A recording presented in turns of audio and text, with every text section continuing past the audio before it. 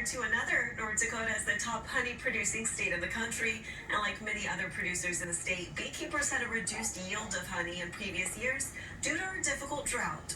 Lauren Davis tells us what we can expect from this year's honey harvest, especially with the increase in moisture over the last several months. I'm here at 5-Star Honey Farms, where they've been producing honey since 1998. With the drought, there was lower honey production, but with all the extra moisture we received this year, things are looking up for the bees and they're sticking together.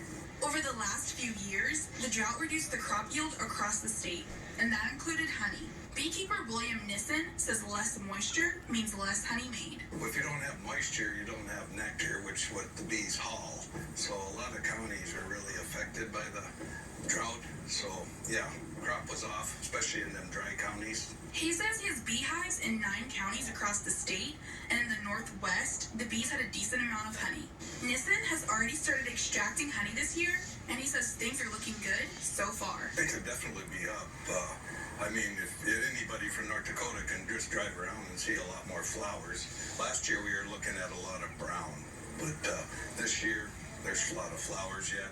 The bees are still hauling pollen, which is a good sign, which last year the pollen that they were bringing in was not adequate at all. He says he moves his bees from North Dakota to California every year to help pollinate crops there. Traditionally, starting out in January, all the bees are in California.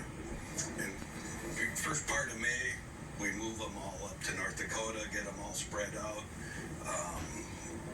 And then they run the summer. And usually towards the first part of October, they migrate. We start migrating them back to California. Nissen says running a honey farm is all about raising healthy hives and enjoying the fruits of the labor. Well, eat honey.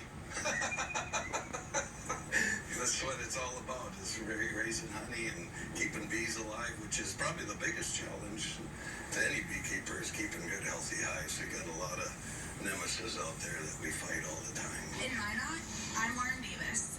5-Star Honey Farms is a part of the Sioux Honey Association Co-op, which manufactures Sioux Bee and Aunt Sue's honey. Stay tuned.